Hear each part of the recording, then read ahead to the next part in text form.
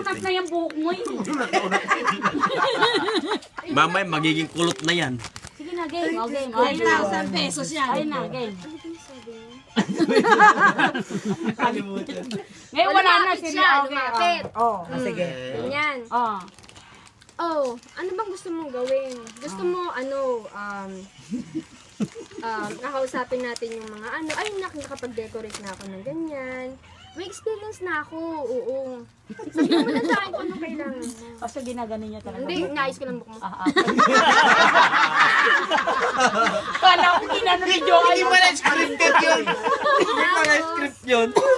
Basta text mo lang sa akin kung ano yung ano mo, ganyan-ganyan. Oo, kailangan. Oo, nag-uutos na siyang mag-text ka sa kanya. Sabihin mo lang sa akin kung ano. Hindi pa na-hire agad. Pagkatapos, hihingi tayo ng tulong sa mga women. Ladies. Okay, women ha. So, hindi women na sinasabi kayo yun. So, hindi ko na kayo dinistorbo dahil ang iniisip ko, kayo ang tatawagan. Pero walang nakarating nga sa amin, di ba? Sabi ko sa'yo na sinabi mo. Ni si Mami Suset, hindi alam ni Mami Suset. Walang kaalam-alam si Mami Suset. Alam mo, ang number 1 na dapat nakakaalam niya, si Sister Suset. Oo, Siya ang number 1 dapat. Hindi. Nire-record mo pa rin? Totoo.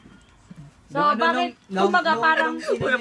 May bumug ako iinom ko. Yung alam mo yun, yung sinabi na kay Pastor pero may plano na sa kanang pag Oh, ito pala yung pagkakasabi Hindi niya. ko siya sinisisi, pero dapat yung wedding planner ang nagsabi kay Sister Bro. Yan, walang alam. Pero hindi bro, ang pagkakakwento mo sa akin na nung natatandaan ko, tinanong kita.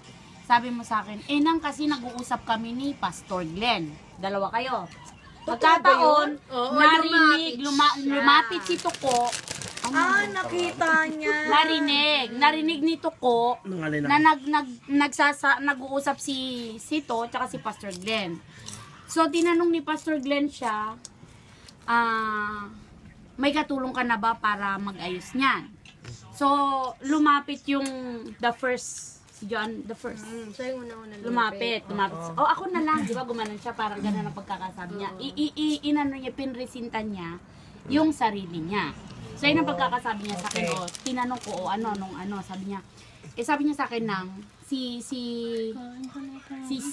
Ate Joanne patawag mo nun eh. Wala nga ako alam na magiging kumpare pala namin sila eh. Ate! Yung nag-request po ni siya.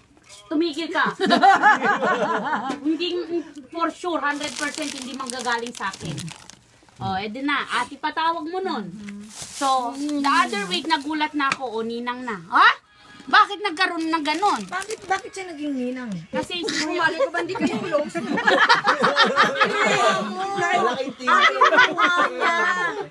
kasi, Alam mo ba yan? ito pa. Ito, makilig muna kayo. May threat. Bro, may threat na naman dyan with regards to that. Na hindi kayo close, ha? Ito. Sabi nito, nag-text sa akin, sis, hindi alam ni Joanne, itong Joanne na yun, hindi alam ni Joanne, na hindi tayo close. Na may issue. Sabi ko rito, so anong gusto mong gawin ko? Ako magsasabi sa kanya na hindi tayo close, di nagkaroon pa na idea yon. Sabi ko dito, alam mo naman ako, yung bibig ko, tikom yan, kahit anong problema natin. Sabi ko nga sa kanya. Sabi niya, paunahan mo na, magsalita ka lang. Hindi sabi pa niya, yun. Hindi mo na. Nag-text to sa akin. Ako, galit ako eh. Bakit? Ang ninang Yun! Ang kulit mo kanina. ngayon, na-curious ako. Kinulit ko si Nang. Yun na yun. Ito dapat kulitin mo. Siya talaga kinulit ko. Sabi ko, Nang, curious lang ako. Ano ba yung sinasabi ni Ninang, bakit ko kinuha ng ano? Di ba close kayo? Ayun. Kasi sa akin, kasi sa akin, Tapos for sure pag nagtanong to, hindi ako magsasalita. Dahil alam mo ko, bes, pagka ganyan sa mga ganyang bagay, maselan, wala akong sasabihin, di ba? Ako hindi. Sasabihin. Ay, sinabi niya, hintayin mo, kaming mga ninang mo, mag-uusap na.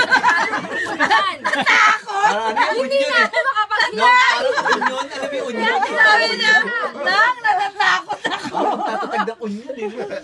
Talagang 5 metropolo yata yung Tapos, eto, panay na text sa akin. Sige na sis, close naman kayo, sabihin mo na, ikaw na bala magpaliwanag. Hindi naman kami close na. Ito naman, sabi ko, Bes, anuhin mo kasi mas close ka, Joan. Silang dalawa Yung talaga ang budget, close. sabi niya, ay naku, Bes. Gusto mo sila. nila. Pahala sila. Politika yan eh. They want to, experience. Experience, di ba? Yun ang Sa sabi mo sa experience akin. ba, ubos yung pera nila. Eto. Lang, ang sinasabi ko lang maglakad. Ayaw na mag-limousine. Isa pa to eh. Hindi niya kasalanan yun. Natuwa ako, syempre, merong nag-volunteer na gagawa. So, Oo. hindi na ako masyadong So, sinabi ko naman, di ba, sabi ko naman Nang iniisip sa'yo. ko nga, baka may resibong ibigay sa Ninang Joan. Di ba ang sinabi ko sa'yo, ang usapan natin, nag-uusap pa lang tayo. $300 budget mo, di ba? Alam ko yun, nandito ko nakauwi. Kaya nga, liwanag 300. Mukha. Buha ka nang nanyan ang sinabi niya, oh. Oh, yung papel pa lang, Ninang, 300. 200. 300 binigay niya. Pero 200 yung Oo. envelope. Sis, wala pang 200 yung envelope. invitation, pero walang envelope pa. Wala pang envelope, sis. Sabi ko sa kanya, di nagalit na ako. Anak ka na, Kaya titin mo, pinamimigay budget namin mo na sa yung pagkain invitation yan. mo, Bakit walang nagbigay ka para sa papel ng 300? Papel lang yun. Actually, 200. Wala pang envelope. Yung Sabi Yun ko, naman. Kasi sabi naman, ko, mag-alis ka kaya ni lang, Mami mga Susie ninang mo Pons, pa mga kinausap mo. selis. Alam mo naman yung mga ninang mo, ang hirap mag-uusap ng mga yan. 3 oras, 4 na oras. Hindi mo kausapin mga ninong Sabi mo. ko kasi sa kanya, Hindi pa kasi niya alam eh.